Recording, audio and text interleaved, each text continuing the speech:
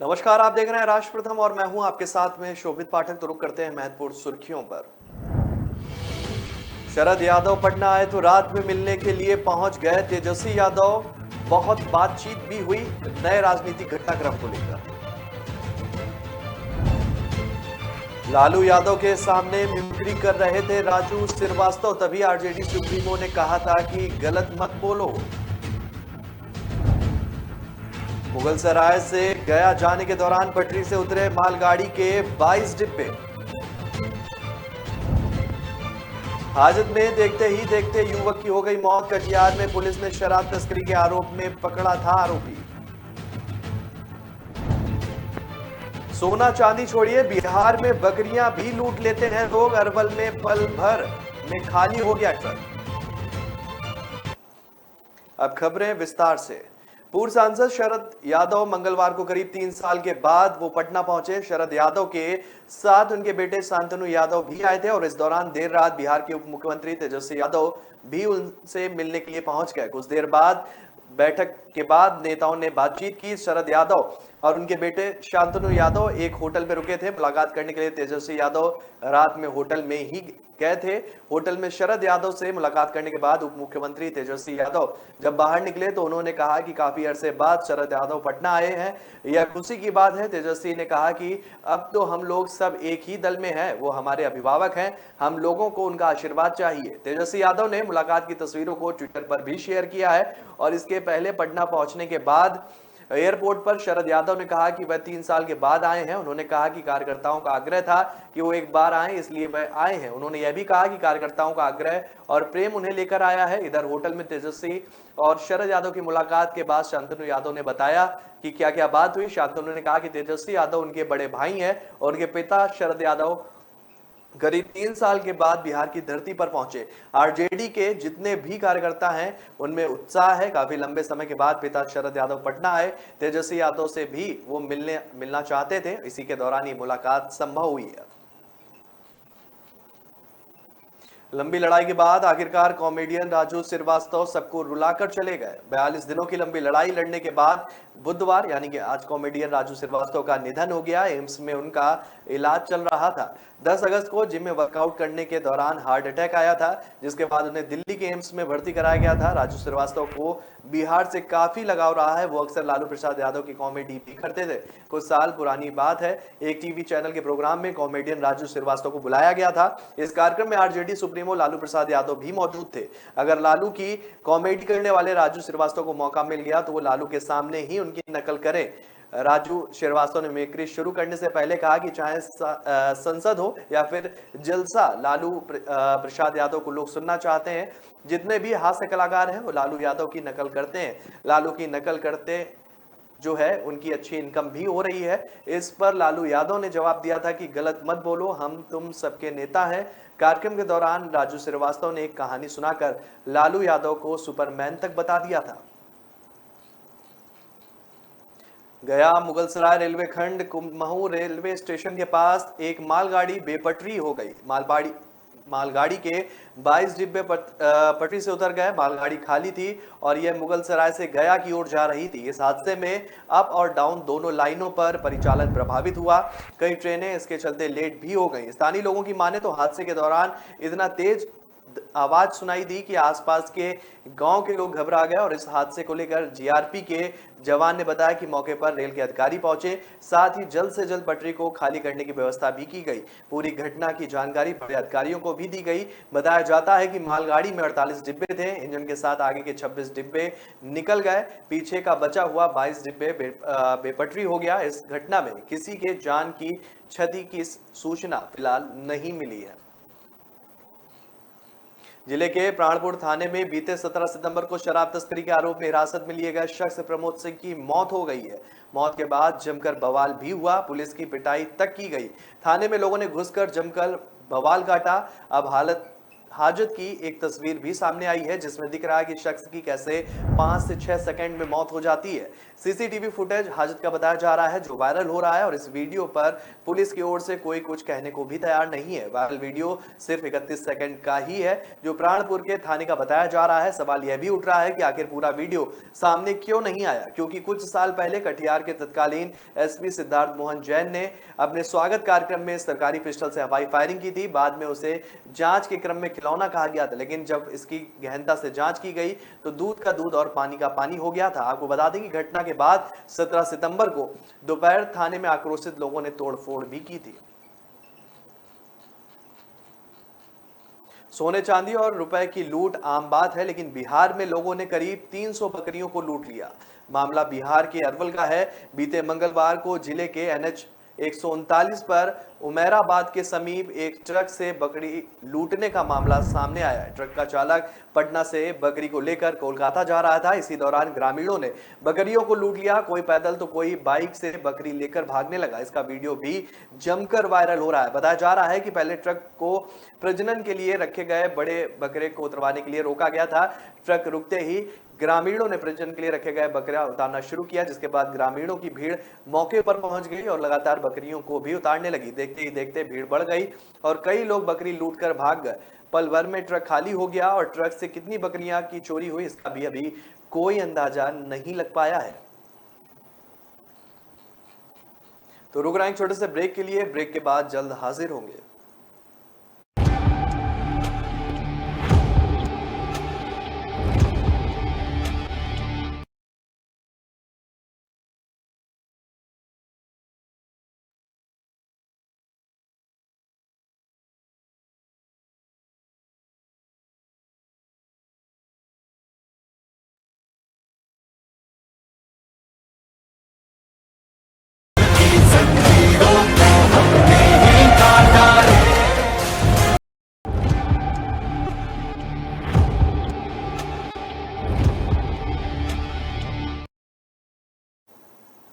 Break के बाद फिर स्वागत है आपका। रुक करते हैं आगे की महत्वपूर्ण खबरों पर। बिहार सरकार के कृषि मंत्री सुधाकर सिंह अपने बयानों को लेकर अक्सर सुर्खियां बटोरते हैं। कभी वे खुद को चोरों का सरदार कह दे रहे हैं तो कभी कभी अपने विभागों में चोरी तक की बात कर रहे हैं। हाल ही में कैबिनेट की बैठक में भी जब उनसे नीतीश कुमार ने गड़बड़ी को लेकर पूरे मामले को जानना चाहा था तो सुधाकर सिंह ने इस्तीफे तक की बात कह दी थी। अब जब वो जनता दरबार पहुंचे तो सीएम नीतीश कुमार ने उन्हें फोन लगाया और उनके ही विभाग की समस्या लेकर एक फरियादी पहुंचा था। दरअसल सुधाकर सिंह ने आज ही अपने विभाग को लेकर एक प्रेस कॉन्फ्रेंस में इसके बाद वो सीधे जनता दरबार पहुंचे और यहां उनके विभाग की शिकायत आई थी। इस पर तुरंत नीतीश कुमार ने अपने बगल में खड़े अधिकारी को फोन लगाने के लिए कहा। फोन लगाने के बाद नीतीश कुमार इधर उधर घूमे और फिर कहा कि जगह पर हैं और फिर नीतीश कुमार के बगल में खड़े अधिकारी ने दिखाया कि सुधाकर सिंह कहां बैठे हैं। सुधाकर सिंह को देखने के बाद फोन पर ही फरियादी की बात बताई और कहा कि इसे देख लीजिए। फरियादी यह शिकायत देकर पहुंचा था कि उसकी जमीन बरसात के पानी में डूब जाती है और इसके कारण फसल नहीं हो पाती है। फरियादी की बात सुनने के साथ ही उसकी ओर से लाए गए कागजात को सीएम ने देखा और इसके बाद समस्या का जल्द ही समाधान करने का निर्देश दिया। मुख्यमंत्री नीतीश कुमार के गृह जिले नालंदा के सदर अस्पताल का हाल देखकर लोग चौंक जाएंगे। स्वास्थ्य विभाग की लापरवाही दिखाने के लिए तस्वीर काफी है। स्वास्थ्य मंत्री तेजस्वी यादव व्यवस्था को सुधारने के लिए भले अधिकारियों को चेतावनी दे रहे हैं और बैठकें कर रहे हैं, लेकिन हाल क्या है वो आपके सामने है। नालंदा के सदर अस्पताल में मरीजों के वार्ड में आवारा कुत्तों का गैंग घूम रहा है, कोई देखने वाला तक नहीं है। रात सदर अस्पताल के परिसर के साथ वार्ड के आसपास और मरीजों के वार्ड में कुत्ते घूमते हुए दिखाई देते हैं। कहीं बेड के नीचे तो कहीं वार्ड में ऐसे ही कुत्ते दौड़ लगा रहे हैं। हालांकि यह कोई पहली बार नहीं है और इससे पहले भी ऐसी तस्वीरें सामने आ चुकी हैं। सदर अस्पताल में आए मरीजों में अक्सर डर का माहौल बना रहता है कि आखिर आवारा कुत्तों के गैंग ने काट लिया तो इसकी जिम्मेदारी कौन लेगा। सदर अस्पताल के परिसर से लेकर वार्ड और आसपास की सभी जगहों पर आवारा कुत्तों ने अपना बसेरा बना लिया। दिन हो या रात नजारा ऐसा ही रहता है। अस्पताल ही इसका ठिकाना है। सदर अस्पताल में गार्ड की तैनाती की गई, लेकिन लापरवाही की तस्वीरें सभी के सामने हैं। जिले के रानीगंज थाना क्षेत्र के गांव में एक नाबालिग लड़की आपत्तिजनक अवस्था में उसकी लाश मिली है। परिजनों ने दुष्कर्म के बाद हत्या करने की आशंका भी जताई है। बच्ची की उम्र 9 से 10 साल के आसपास बताई जा रही है। बीते दिनों बगल में ही लगे जितिया का मेला देखने के लिए बच्ची गई हुई थी। सोमवार की सुबह उसका शव बरामद हुआ है। सबके पास कुछ ही दूरी पर उसके कपड़े पड़े हुए थे। घटना की सूचना मिलते ही रानीगंज थाना अध्यक्ष कौशल कुमार, एएसआई रूबी कुमारी मौके पर पहुंचे। पुलिस ने शव को पोस्टमार्टम के लिए अररिया सदर अस्पताल भेजा। देर शाम एफएसएल की टीम भी घटनास्थल पर पहुंची। परिजनों ने बताया कि देर रात तक बच्ची घर नहीं लौटने पर उन लोगों ने काफी खोजबीन की, लेकिन वह कहीं नहीं मिली थी। सुबह घर से कुछ दूरी पर एक सुनसान मकान के बगल में खेत के रास्ते पर नग्न हालत में उसकी लाश पड़ी मिली। घटनास्थल पर 2 जगहों पर खून के निशान भी मिले। शव को परिजन और घटना से लेकर अपने घर लेकर चले आए। सदर एसडीपीओ पुष्कर कुमार ने बताया कि मामले की जांच जो है गंभीरता से की जा रही है।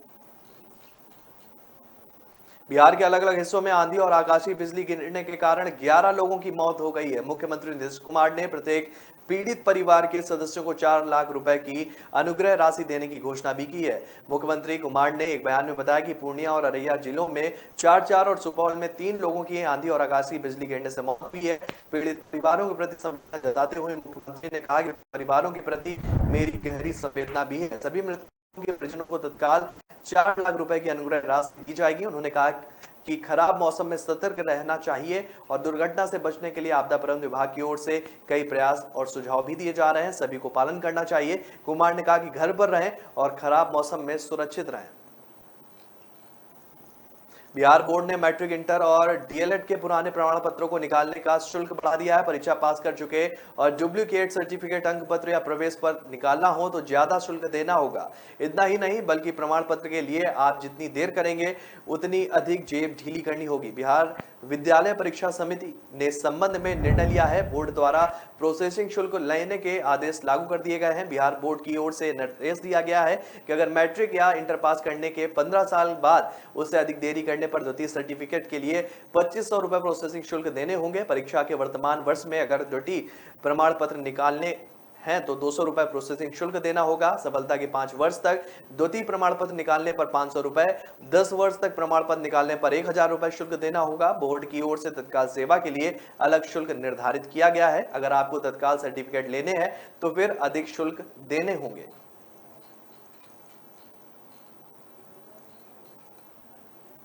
तो रुक रहे हैं छोटे से ब्रेक के लिए। ब्रेक के बाद जल्द हाजिर होंगे।